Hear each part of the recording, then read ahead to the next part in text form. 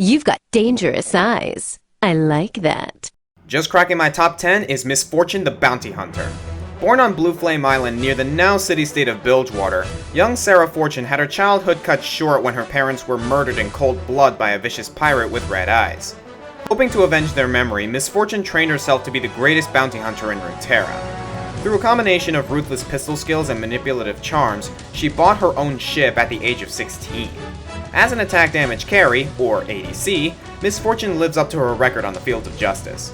Seeing as she is the first attack damage carry on this list, let me remind you that the goal of a good ADC is to shun defenses in favor of incredible offense, which, like a good carry, gets more and more deadly the more kills she gets and the more gold she collects.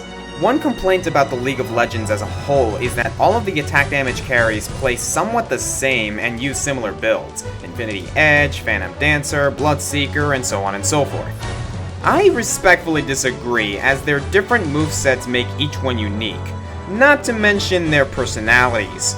Miss Fortune is all about using her pistols, appropriately named Shock and Awe, to keep enemies in a pod, cripple their ability to heal, and spread waves of heavy damage over the entire enemy team when necessary. Positioning is everything. Take for example her first ability, Double Shot. It shoots one enemy for scaling physical damage, sure, but then bounces off of that enemy to deal double damage to the enemy behind them. Anyone who's played the League of Legends tutorial has heard the golden rule, stay behind your minions. Well, that's a good rule of thumb against Blitzcrank or Thresh, but Miss Fortune will use that against you, bouncing double shots off of the phalanx of minions or even your own support. Impure Shots gives her added attack speed and also afflicts targets with grievous wounds, having all healing effects on them for several seconds.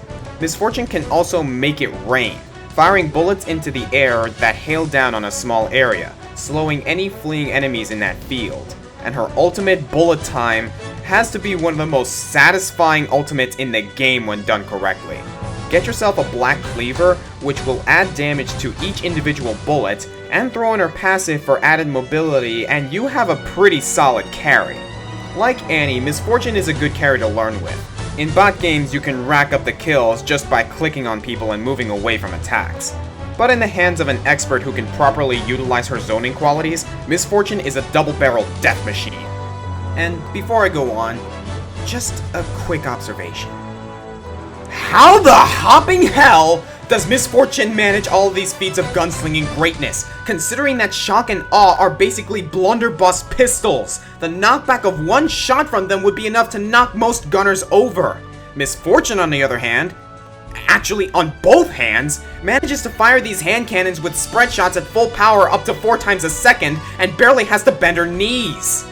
Physics be damned, or this bounty hunter has been doing some serious building in that little body of hers. Watch your mouth, kid, or you'll find yourself respawning at home.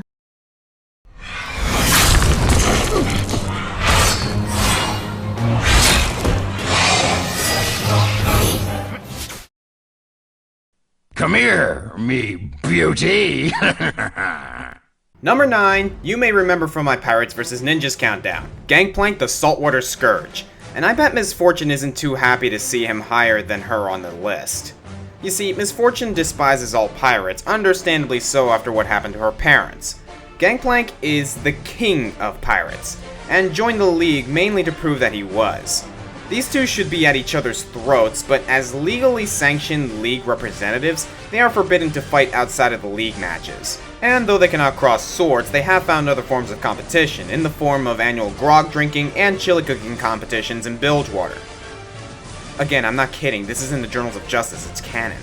And speaking of canons, Gangplank is just as powerful as he was the last time I described him, but I'll go into further detail. Though technically an attack damage carry in some respects, he is most commonly played as a solo top lane champion. And though his basic attacks are with his cutlass in melee range, his spell Parley is a pistol shot with a low cooldown that is far and away his best source of damage, especially because it grants bonus gold on the last hit, and unlike most offensive spells, has a critical hit chance equal to that of Gangplank's basic attacks. You'll see a lot of Gangplank players stacking the crit runes in a strategy affectionately referred to as crit plank. Other bonuses abound. If he gets slowed or stunned, he just eats oranges and is gay. and his ultimate, Cannon Barrage, is basically like Miss Fortune's Make It Rain on steroids. Bigger, more damaging, and can be aimed anywhere on the map. You can be farming in top lane, pillaging all the booty with your pistol last hits, and notice your teammates in a scuffle with the enemy 2 lanes over. You decide you want to help, and just drop some cannonballs on them while not even missing a minion kill. Heck, you might even get the kill in a team fight without even showing up. Maybe it's kill stealing, but stealing is kind of what makes you a pirate. Wanna know why me Roger is so jolly?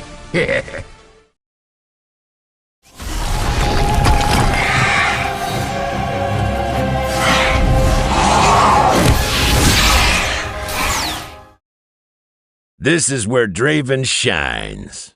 So back on the top 10 axe wielders list, we talked about the Noxus brothers, who tied at the top.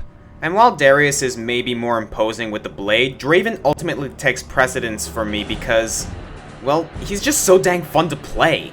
First of all, there's his personality. I mentioned him in the other list that he was a narcissist, but I don't think I could do it justice. Just listen to him. Places to go, me to see. Perfection? I got that. Let's admire me for a bit. Second of all, his playstyle is just oddly exhilarating. His spinning axe move ricochets off targets, giving you a brief moment to catch it. If you do, you get to throw it again at no extra mana cost. Draven can even have both axes spinning at the same time. Add that to Blood Rush, a spell that increases Draven's movement speed and attack speed, and cools down instantly when he catches a blade. If you get a rhythm going, you can really rack up a lot of damage if you keep both axes bouncing.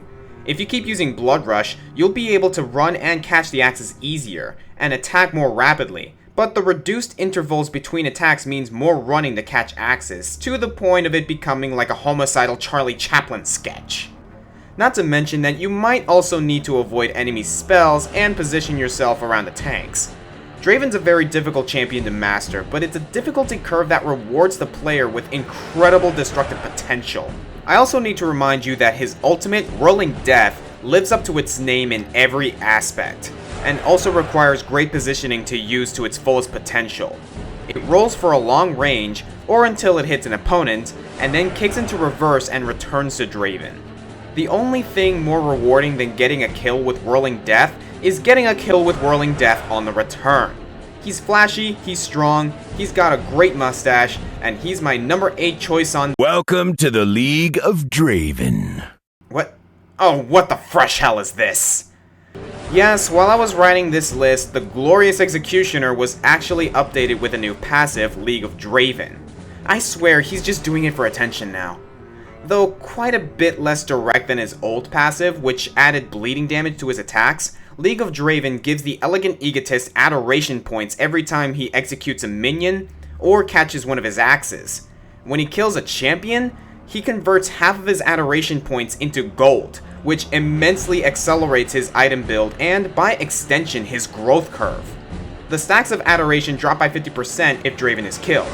So now the risk-reward gameplay of Draven is even further embraced. And really, I think his passive fits him so well. What else is there to say but Draven? Not Draven, Draven.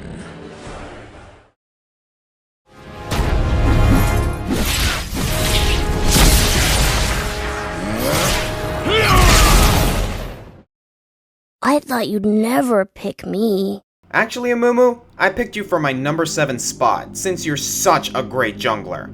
Also, out of all the Yordles, the gnome-like race in Runeterra, Amumu has to be the most likable to me. There are a lot of interesting personalities in League, champions who are funny or badass or insane or kind-hearted, but then there's Amumu, the sad mummy, a champion who is just sort of depressing. The Yordle woke up in a pyramid, mummified with no memory of his former life. His only connection to his past was an unshakable feeling that he missed his parents, not even knowing who they were. He went into the League hoping they would have the answers, or at the very least, some other outcast that he could call a friend. But making friends proved impossible. A strange magic bound to Amumu causes him to project an aura of palpable depression. When near Amumu, others will feel miserable, and so even after his inauguration as a League champion, the other champions kept their distance. Knowing this backstory makes his demeanor in battle all the more conflicting. He may be small, but Amumu actually sports one of the better defensive stats in the game, which is good because his strategy usually involves leaping headfirst into conflict. Bandage Toss is a ranged grab, much like Blitzcrank's Rocket Grab, but rather than pull them in, Amumu pulls himself to the opponent, adding a stun for good measure. Though really, I think he just wants a hug. Despair is a spell that can be toggled on and off, expending mana when active. Amumu uses his soul-crushing aura to deal damage over time to those near him. Tantrum is an activatable ability that adds even more damage to surrounding enemies, and his ultimate, Curse of the Sad Mummy, stuns all opponents in a circle around the mummy. Besides his high damage per second and general tankiness making him great in the jungle, his ability to gank and lock down an entire enemy team is formidable to say the least. He may not always get the kills, but he usually helps secure kills for a teammate. It's a shame that he can't make friends, he's quite a team player.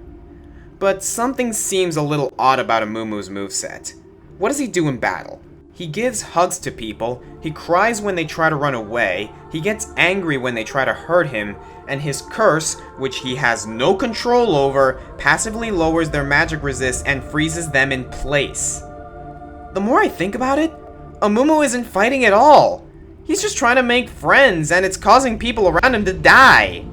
Even his auto attack is more him putting his head against them for comfort. That is one evil curse, and makes Amumu both fun to play and really depressing when you think about it. Poor Amumu. I'd be your friend any day. Let's be friends forever.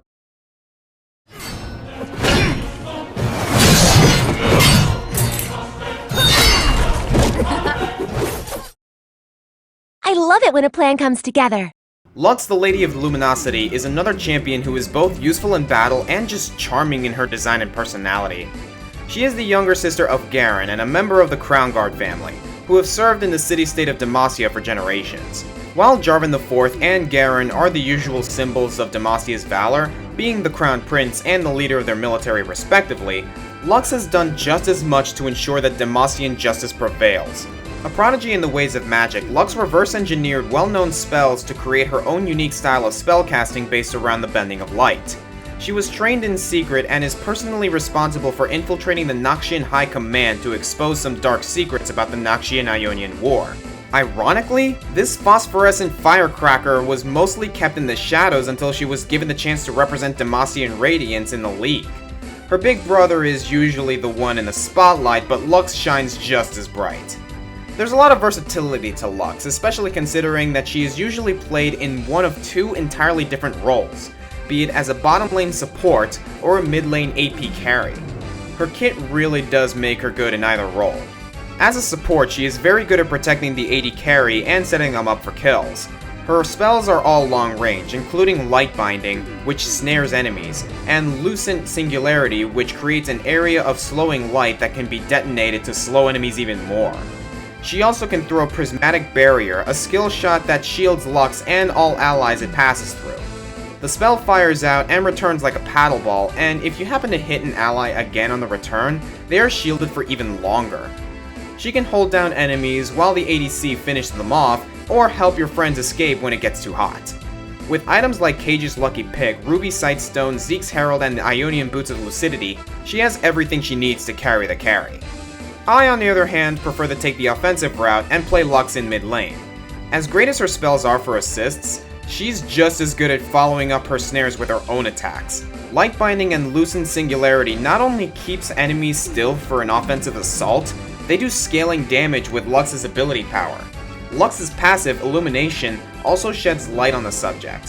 Whenever Lux hits someone with a spell, they are marked with a glowing light that reveals them even if they hide in tall brush or turn invisible. When Lux basic attacks a marked target, the mark is expended to deal bonus magic damage, so Lux can do way more damage by staggering her spells and her basic attacks. Lux is quick and agile, and her Light Binding has incredible range, so she can maneuver around team fights and pick off anyone who dares flee. And her ultimate, Final Spark, is... well, she fires her laser. Its long range has incredible power, and even though it gives the opponent a second to step aside, the cooldown can be brought so low with the right items. Buy yourself a Rabadon's Death Cap for incredible AP boosts and Liandry's Torment to add burning effects to her spells, and Lux becomes the brightest bulb in the draw. Now, one last thing. Like most of my favorite champions, personality really tips the scale from a great champion to an amazing champion. Subtle as it is, I just find Lux's demeanor heartwarming.